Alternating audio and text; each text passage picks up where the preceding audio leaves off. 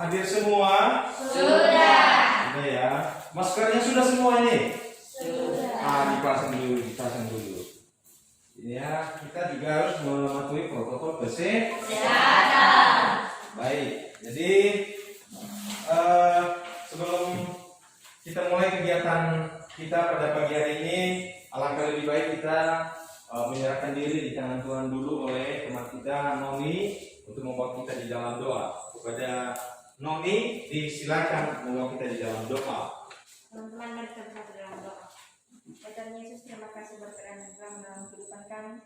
Jaga di rumah yang sampai di tempat ini, Tuhan mau melindungi kami. Inilah kami pada saat ini ya Bapa, kami memulakan mata pelajaran kami. Buka hati kami agar kami bisa belajar dengan baik. Bapak Ibu guru kami juga yang sumber berkat Maria Juwita. Hadir semua. Baik, terima kasih. Ini bagus sekali ya. Hari ini semangat ya. Baik, ini kita bisa melaksanakan aktivitas kita sebagaimana yang sudah kita laksanakan juga sebelumnya. Nah, jadi pada pagi ini nanti anak-anak Bapak sekalian, kita akan membahas pelajaran mengenai fungsi kedudukan Pancasila yang berlaku di negara kita, ya. Fungsi dan kedudukan Pancasila di Indonesia. Nah, sebelum Bapak masuk di materi, ada beberapa hal yang harus kita pahami dalam kegiatan ini nanti dan harus mampu kita lakukan dalam kehidupan sehari-hari ya. Ini nanti yang perlu harus kita lakukan. Pertama, kita sebagai warga negara ini harus mampu bersyukur atas konsensus nasional Pancasila sebagai dasar negara dan pandangan hidup. Ya, kita harus bersyukur bahwa dengan adanya Pancasila ini maka menjadi sebuah fondasi bagi bangsa kita untuk menjadi sebuah negara yang maju, ya, dan untuk berdiri sebuah negara yang baru juga. Kedua, ini yang harus kita terapkan dalam kehidupan kita nanti, yaitu mengembangkan sikap yang mencerminkan nilai-nilai luhur Pancasila sebagai dasar negara dan pandangan hidup bangsa. Itu nanti kita harus mampu merealisasikan dalam kehidupan kita. Kita harus menjiwai bagaimana Pancasila itu dalam kehidupan sehari-hari. Yang ketiga, menolak Pancasila sebagai dasar negara dan pandangan hidup. Artinya kan yang namanya Pancasila ini kan, Bapak akan memulai materi kita. Judul materi kita arti kedudukan Pancasila dan fungsi Pancasila. Menurut MPR nomor 3 itu bahwa Pancasila itu adalah dasar dari apa? Dasar negara. Apa yang disebut dasar itu? Artinya dasar itu adalah merupakan permulaan atau yang paling pertama untuk berdirinya sebuah negara. Ya, itu dia. Itu maksud dari MPR itu. Nah, kenapa harus ada Pancasila untuk mendirikan sebuah negara? Ya, memang seperti itu syarat untuk berdiri sebuah negara. Untuk apa? Yaitu untuk menyelenggarakan yang ini tadi. Ada bidang ideologi, ada bidang politik, apa lagi? Ekonomi, terus sosial, dan budaya. Itu dia. Jadi Pancasila itu berfungsi untuk ekonomi, apa? Politik, ideologi, sosial, terus dan budaya. Apakah bangsa bangsa Indonesia memiliki semua ini, komponen ini? Ada kan? Ada. Apakah Indonesia membahas tentang ekonomi? Membahas. Apakah Indonesia membicarakan soal politik? Membicarakan, ya kan? Ideologi ada di Indonesia? Sosial? Budaya? Makanya Pancasila itu berfungsi dalam sebuah negara untuk melengkapi ini, untuk mendasari ini semua. Itulah dia. Contoh, ekonomi ini kan kita pakai misalnya hal kecil ini. Dalam kehidupan sehari-hari ini kan kita ada yang namanya kebutuhan, ya kan? Nah, untuk memenuhi kebutuhan kita itu bagaimana? Ya kita harus melaksanakan kegiatan-kegiatan untuk bisa memenuhi kebutuhan itu, ya kan? Mungkin misalnya kita bekerja, kita berwirausaha, dan macam-macam lain. Mungkin kita juga bisa bertani, ya kan? Itu kegiatan ekonomi. Ya. Apakah misalnya menabung kegiatan ekonomi juga itu untuk meningkatkan pendapatan kita? Menabung misalnya. Iya kan?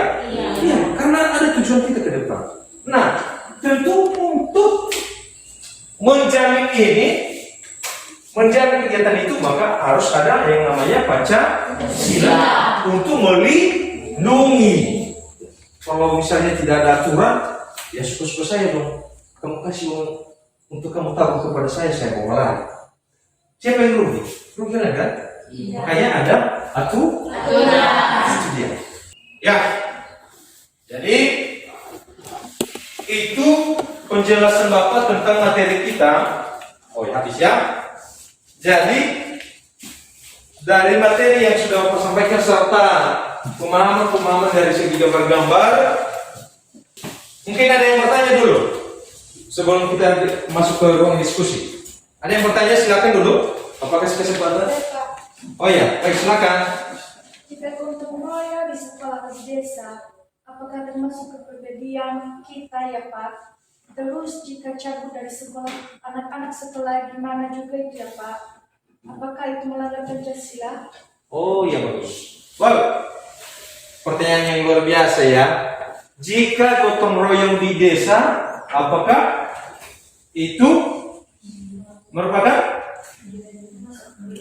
kepribadian, ya kan? Terus yang anak sekolah cabut di sekolah, apakah itu melanggar Pancasila, ya kan? Ayo sebelum mau jawab, siapa yang bisa kasih tanggapan? Saya Pak, Kristas. Oh, luar biasa, mantap. Oke. Ada tanggapan yang lain? Ada yang bisa yang menambah? Oh, silakan. Oh, sering gotong royong. Oh, mantap. Tekan itu. Ada yang mau menambahkan? Oh, Noni. Iya, Noni, apa Noni? Menurut saya gotong royong harus tetap kita lestarikan karena itu sifat Indonesia banget. Oh, Indonesia banget ya. Oh, berarti tidak dimiliki orang lain ya. Ini hanya orang Indonesia. Semua benar, semua benar. Nanti kalian ini sudah sering-sering ya kelihatan ternyata kalian orang yang bisa dijadikan kalian ini duta Pancasila lah ya. Ke depan ya, duta Pancasila karena mampu mengikuti kegiatan pembelajaran kampus Pancasila. Luar biasa, bagus. Nah, jadi itu jelas apa yang disampaikan oleh teman-teman bahwa kegiatan gotong royong itu memang sudah menjiwai Pancasila ya. Nah, itu yang sudah Bapak jelaskan sebelumnya. Nah, kalau yang kedua itu apakah misalnya seorang siswa cabut-cabut di dalam kelas, bukan jiwa Pancasila itu melanggar nilai-nilai Pancasila. Karena yang diharapkan dari jiwa Pancasila itu adalah harus menjadi anak-anak yang berprestasi. Bapak nanti teruskan jika ada yang mau ditanyakan, teruskan di sesi kedua. Sekarang kita masuk di ruang diskusi.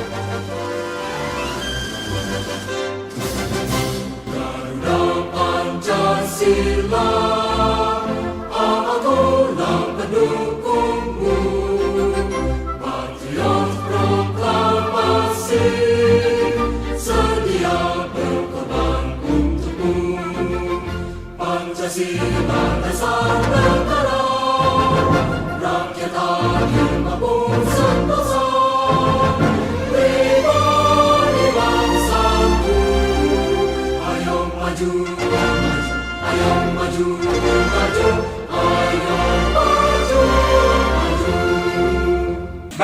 Jadi karena diskusi kita sudah selesai, maka alangkah lebih baiknya kita melihat dan mendengarkan bagaimana hasil diskusi masing-masing kelompok.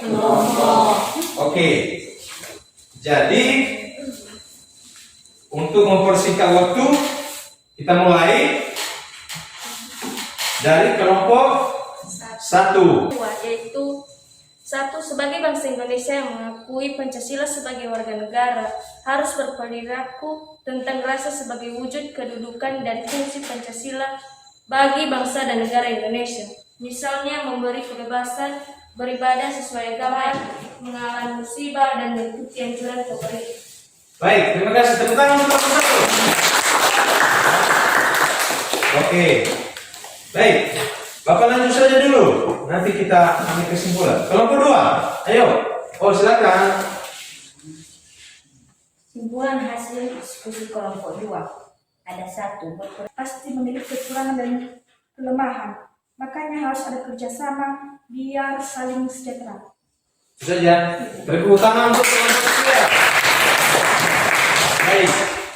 Ternyata luar biasa. Hasil diskusi kalian itu udah pas sekali itu. Udah benar itu. Ya. Bapak tidak tambahkan lagi kalau memang udah benar itu. Ya. Mungkin sedikit saja mau menjelaskan bahwa khusus kelompok 1 tadi bahwa kita sebagai warga negara sadar dan mengakui bahwa Pancasila sebagai dasar negara. Jadi itu yang harus kita akui mulai dari sekarang ya. Yang kedua, harus berperilaku peduli. Itulah ya, harus peduli. Jadi udah pas, udah benar.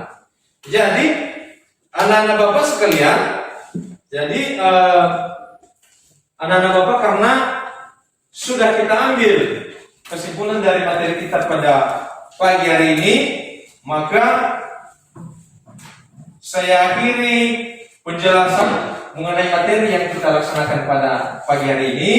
Seterusnya Bapak akan membagikan kepada kalian LKPD, tugas untuk dikerjakan di rumah. Tugas ini nanti kalian ukur kepada Bapak pada pertemuan selanjutnya.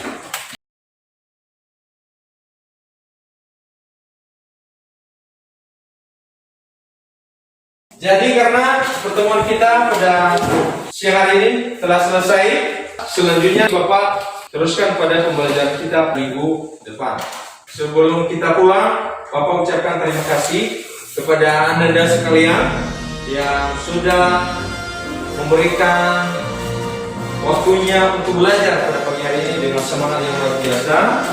Bapak harapkan dan pesankan untuk tetap meningkatkan dan mempertahankan semangat seperti ini di masa-masa yang akan datang, sehingga proses kegiatan belajar kalian pun akan lebih baik.